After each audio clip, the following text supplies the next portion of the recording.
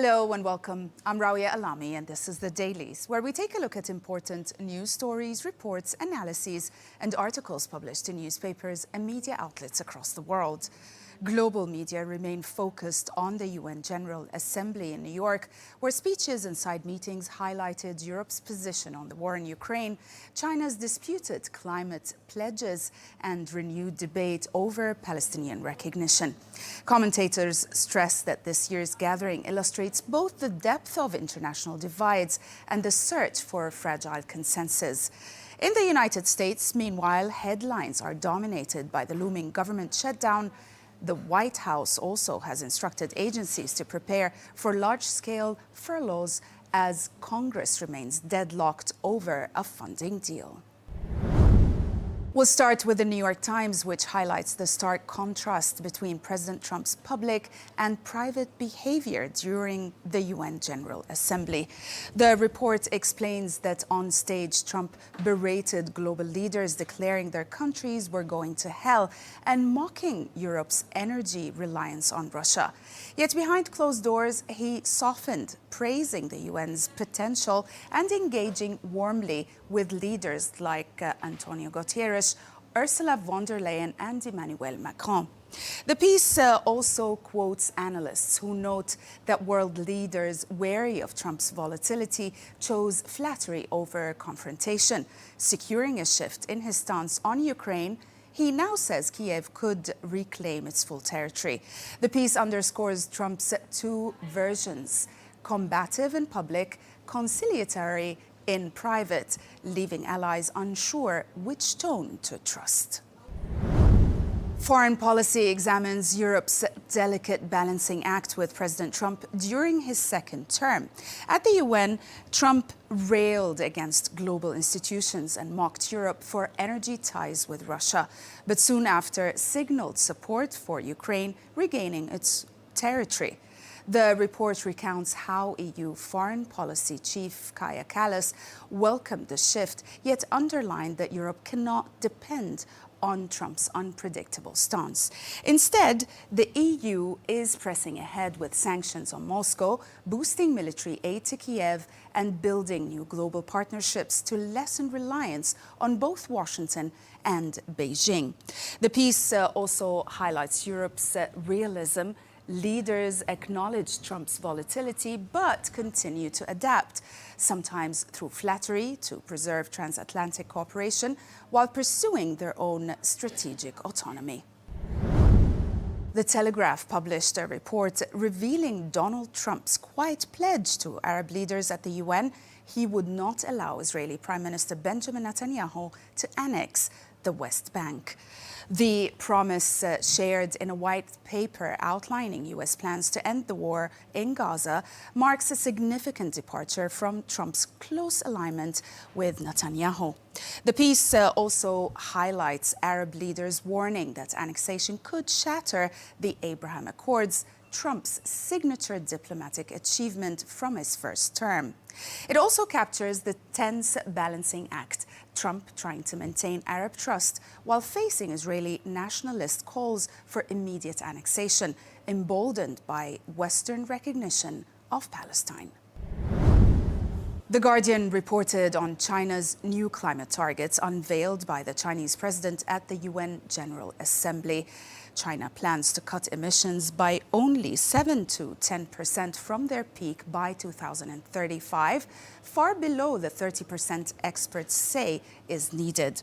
The Chinese president implicitly criticized the US while insisting developing nations' rights must be respected.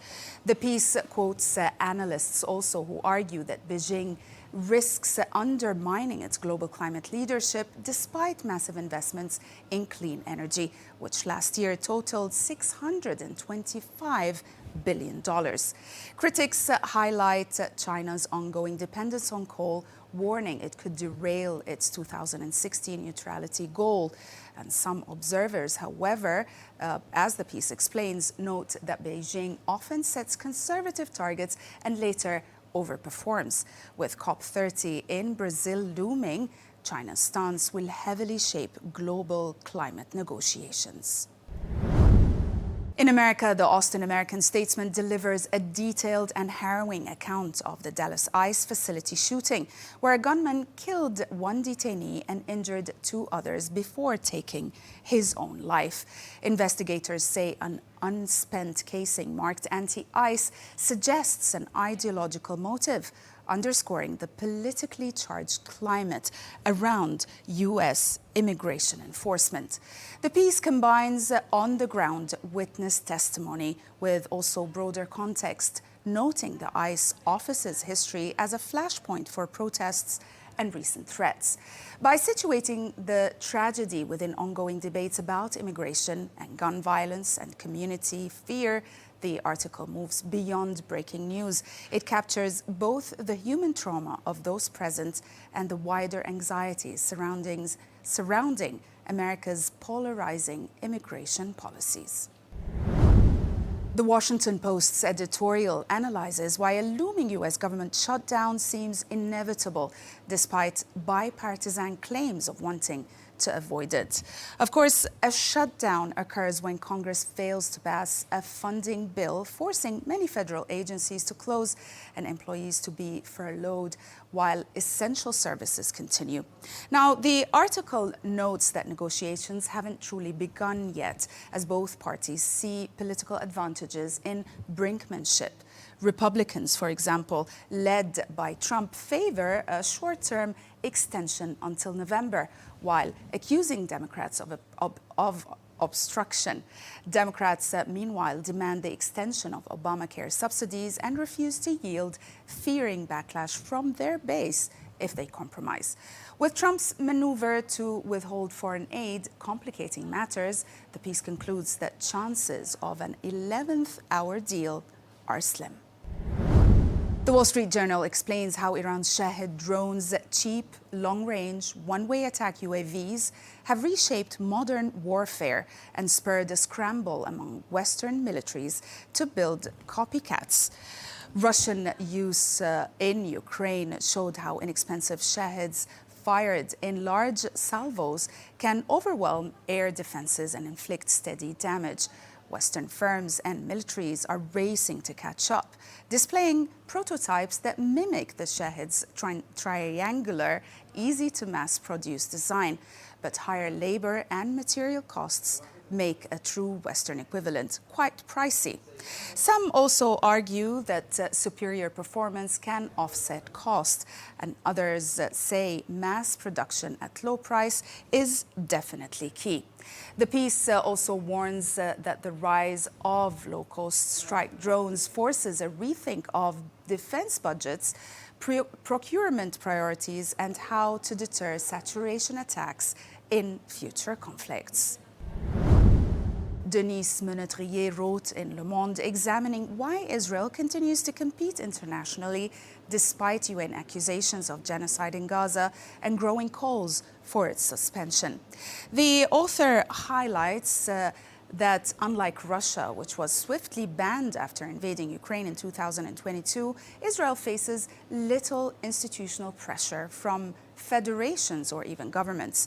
FIFA and UEFA cite apolitical traditions and lack of consensus, while critics denounce double standards.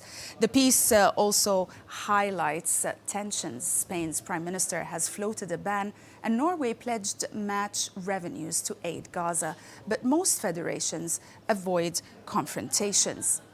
Experts argue sanctions only follow collective pressure from member states, and which is absent so far. The article underscores the uneasy balance between sports' claimed neutrality and mounting demands for accountability. And we'll end with the Financial Times, which reported on a striking realignment in Silicon Valley's relationship with Washington. Mark Zuckerberg and Sam Altman apparently have moved closer to President Trump, filling the space left after Elon Musk's dramatic falling out with the White House. The Meta and OpenAI chiefs have attended multiple high-level meetings praising Trump's administration, while quietly lobbying for lighter regulation and support for massive AI infrastructure projects, such as the $500 billion Stargate data center. Their shift from past democratic donors to MAGA-friendly partners reflects a pragmatic marriage of convenience. Trump gains allies against Europe's digital regulations while they secure permits and contracts. Yet skepticism persists. Officials doubt their loyalty, and critics warn that once political winds shift, their strategy could backfire. That's it for today. Thanks for watching.